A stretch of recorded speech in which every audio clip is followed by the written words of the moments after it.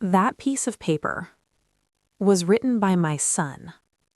Not a stalker, not an ex, not someone I wronged. My son, the boy I raised alone for 27 years. On that paper were the names of every single one of my clients. Next to each name, a lie, carefully written, specifically designed to destroy my reputation, my income, and my life.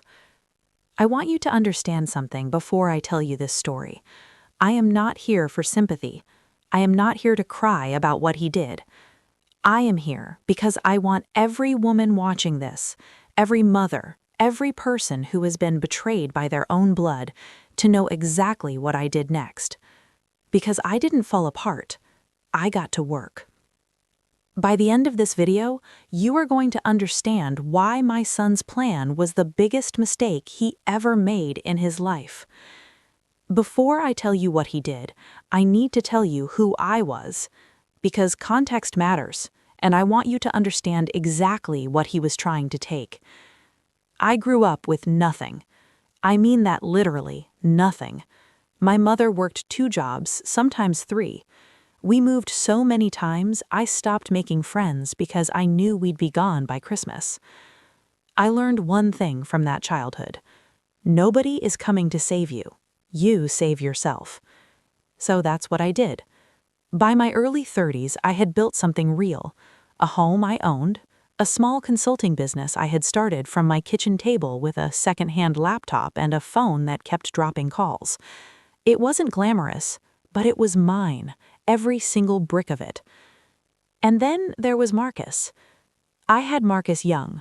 His father left before Marcus could walk, so from the very beginning, it was just us. He was the reason I worked so hard. He was the reason I didn't quit when the business nearly collapsed in year 2. He was the reason I kept going. I want to be very clear. I love my son. Even now, after everything, I love him. And that love, that is exactly what he used against me. But here's what I didn't know back then, what I couldn't have known. While I was building a life for us, my son was quietly deciding that he wanted to take it. In about 10 minutes, I'm going to show you the exact moment I found the list. And I need you to be ready, because what was written on it is worse than anything you're imagining right now. Marcus called me on a Tuesday afternoon. He said he needed to come home. His relationship had ended. His apartment lease was up. He needed a few months to get back on his feet. I said yes before he finished the sentence. He moved in on a Friday.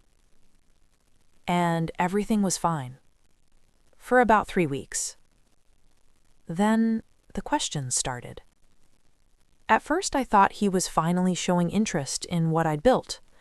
He'd ask about my clients over dinner, how much certain contracts were worth, which companies I was in talks with. I answered everything, proudly. I was so proud he was asking. I thought, maybe he finally gets it. Maybe he finally sees what I've built. Bitter pause. He was taking notes.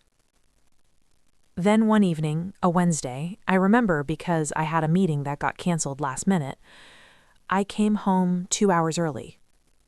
The house was quiet. I assumed Marcus was out. I was walking to the kitchen when I heard his voice coming from his room. He was on the phone. Slow down, almost whispering now.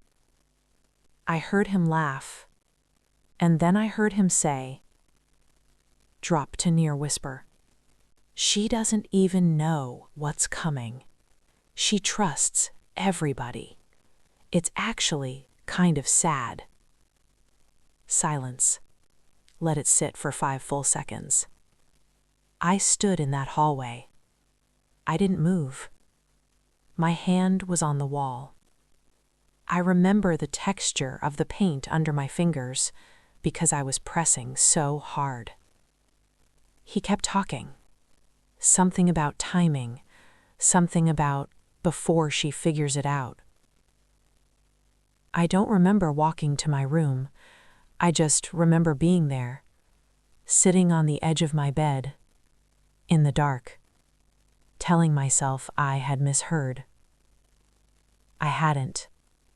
10 days later, my phone started ringing. Client after client. Some cautious, some concerned, some already distant. Is everything okay? I heard something about financial issues. Someone mentioned there might be some legal trouble. I'm sure it's nothing. I got a call saying you had fraud allegations. I wanted to hear your side. Fraud. Bitter pause, to a slight headshake. I had built my entire career on trust, on integrity, on showing up every single time, delivering every single promise. And someone was out there systematically burning it to the ground. I didn't know who yet, but somewhere deep in my stomach, I already knew. What I found in his room 5 days later, I still have nightmares about it. I want to tell you about Sandra. Sandra had been my client for 6 years. She was one of my first real clients, the kind who refers you to everyone she knows, who sends a card on your birthday, who texts you when she sees something that reminds her of you. Sandra called me on a Thursday morning.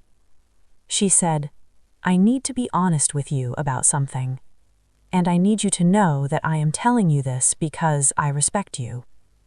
Voice goes quiet. Someone had been calling my clients, systematically, with a script. They were saying I was in serious debt, that I had defrauded a client the year before, that I was under investigation, that working with me was a liability risk. Sandra said the caller had details, specific details, that only someone very close to me could know. She said the number came from a prepaid phone. And then she said something that made my blood go cold. Bitter pause. Build the tension. She said, "The voice on the phone, I've heard it before. I heard it at your anniversary dinner, the one where you brought Marcus." Silence. I thanked Sandra. I hung up the phone, and I sat completely still for probably 20 minutes. Then I stood up, walked down the hallway, and I went into my son's room. Slow, deliberate. I wasn't even sure what I was looking for. I think part of me was hoping I wouldn't find anything, that this would be some terrible misunderstanding. I checked his desk first. Nothing. I checked his nightstand. Pause. Under a hoodie, in the back of the bottom drawer, there was a prepaid phone, and folded underneath it, 3 sheets of paper. Hold up 3 fingers to camera. 3 sheets. On the first sheet, a list of my clients, every single one, with their phone numbers, numbers he had gotten from my office files. On the second sheet was a script, word for word, what to say, how to say it, which lies to tell to which person, tailored for each client based on what would scare them most. Voice cracks, pause, collect yourself. On the third sheet, long pause. On the third sheet was a timeline. Dates, a plan. How long it would take to clear the field. That's what he wrote. Clear the field. Like I was an obstacle. Like I was nothing. I sat down on the floor of his room. I sat there holding those 3 pieces of paper. And I want to be honest with you, because I promised I would be honest. Look straight at the camera, raw. I didn't cry right away. I just felt empty, like something had been cut out of me. Because this wasn't a moment of weakness. This wasn't him saying something cruel in a fight. This wasn't even a bad decision made in anger. This was a plan. My son had sat down and planned how to destroy me. 27 years. 27 years. When I confronted him, what he said to me was something I will never forget for the rest of my life. I'll tell you exactly what he said in just a few minutes. I asked Marcus to leave that same night. He didn't deny it. He didn't even really apologize. He looked at me and said, and I need you to really hear this. You never would have included me. You were never going to let me in, so I had to do something. He had to do something?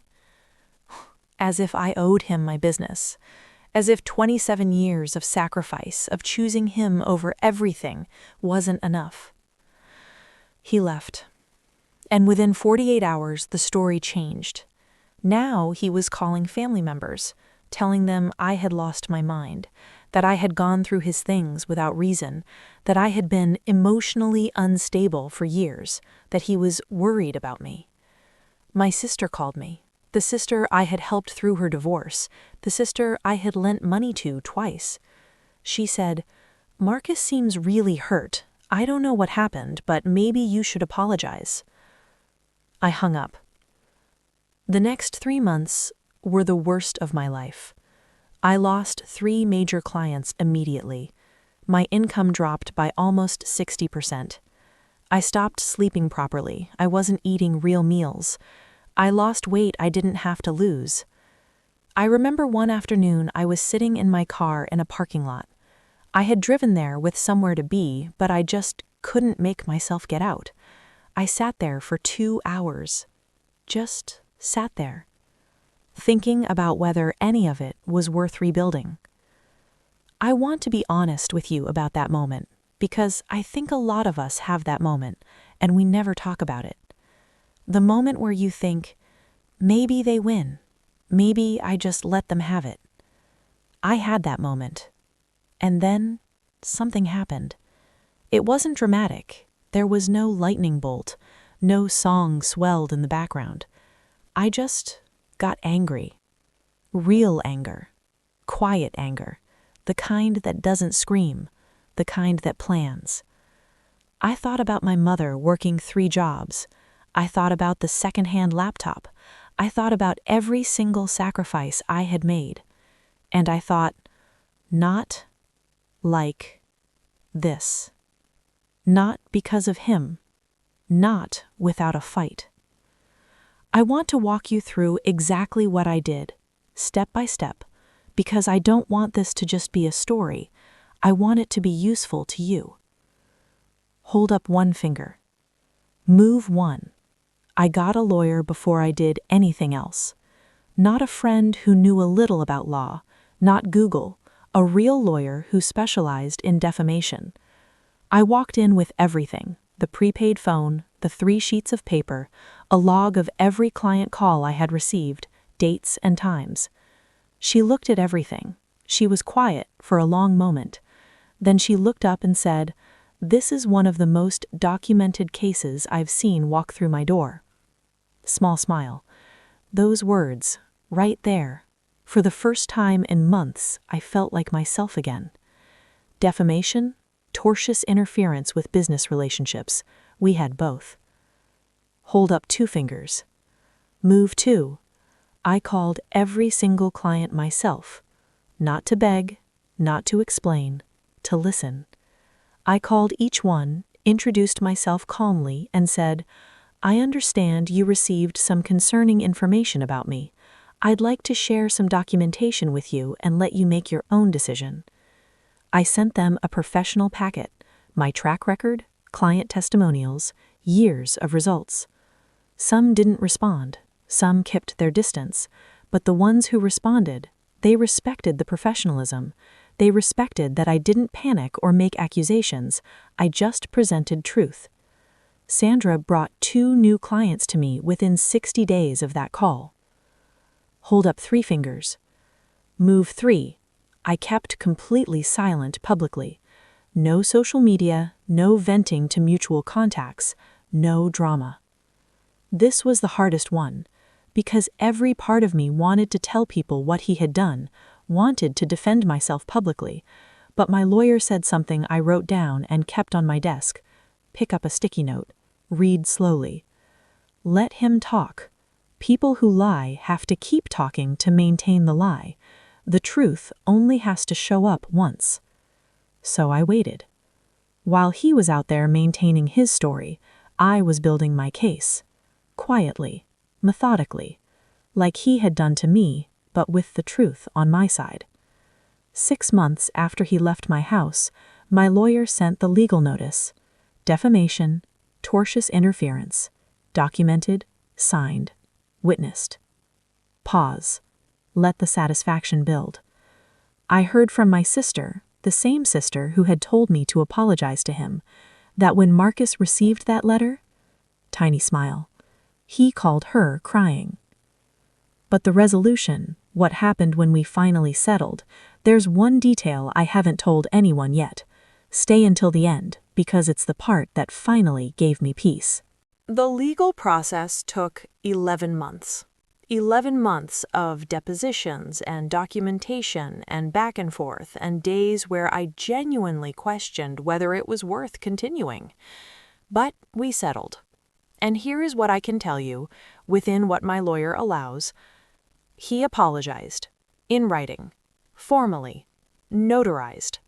His legal team sent a letter of correction to every client on that list, every single one, stating clearly that the information they had been given was false and should be disregarded. And there was a financial settlement. I'm not telling you the amount, but I will tell you this. It was enough to fund 18 months of business growth. The thing that was supposed to bury me paid for my comeback. Sandra called me the morning the correction letters went out. She was crying so hard she could barely speak. She said, "I want you to know I never truly believed it, not for 1 second. I just needed to see it in writing." And then she said something I will carry with me forever. "The way you handled this, with patience, with class, with evidence, that's the most powerful thing I've ever watched a woman do." Take a breath. Composure. Within 18 months of that settlement, my business hadn't just recovered, it had grown. Because here is the thing nobody tells you about surviving something like this publicly. When people see how you handle betrayal, when they see you stay dignified, stay professional, stay focused on truth instead of drama, they trust you more, not less, more. The clients who had pulled away came back. New clients found me. My reputation, the real one, the one built on years of work, it turned out to be stronger than his lies. Take a pause. Complicated emotion. As for Marcus, we don't have a relationship. I won't pretend that doesn't hurt. Every holiday, every birthday, there is a space where my son used to be. But I've learned something about love that I wish someone had told me sooner. Love is not the same as tolerance. You can love someone completely, fiercely, permanently, and still refuse to allow them to harm you. I love Marcus. I will not allow what he did to me to happen again. Those two things can exist at the same time. Okay. Exhale. Release the tension from your shoulders. If you have stayed with me this long, thank you from the bottom of my heart. I know that was a lot. I know some of you are sitting there right now thinking about your own story, your own Marcus, your own list. Maybe it wasn't a son. Maybe it was a daughter, a sister, a mother, a best friend, someone who knew exactly where to hit because they had spent years learning where you were soft. Lean forward, speaking to one person now. I need you to hear this. What they did has nothing to do with your worth. Nothing. People who try to destroy others are not doing it because the other person is weak. They do it because the other person has something they want, and they don't know how to build it themselves. Your success threatened him. Your strength threatened him. He didn't attack you because you were nothing. He attacked you because you were everything, and he couldn't stand that. Take a pause. So here's what I want you to do. Not for revenge, not for drama, for yourself. Document everything. Right now. Whatever is happening, write it down. Dates, times, screenshots, witnesses. Evidence is your armor. Find your Sandra. Find the one person in your network who you know is truly in your corner. Tell them the truth. Let them help you. And then get quiet. Get strategic. Let them talk. Let them think they've won. And while they're celebrating, smile. Calm. Powerful. You rebuild. Quietly. Methodically. With the truth on your side. Because the truth doesn't get tired. It just waits. Before I go, I want to start something on this channel. If you are carrying a story right now, something heavy that you haven't been able to put down, I want you to drop a candle in the comments. Just one candle emoji. You don't have to explain it. You don't have to share what happened. Just let me know you're here, so you know you're not alone. And if this story helped you today, if it gave you even one breath of strength, please share it. You never know who needed to hear it. Subscribe if you want more of these. Every story on this channel is real. Every woman behind it is someone who carried something she was never supposed to carry alone. My name is Stories She Carried. And sis, it's time to put it down.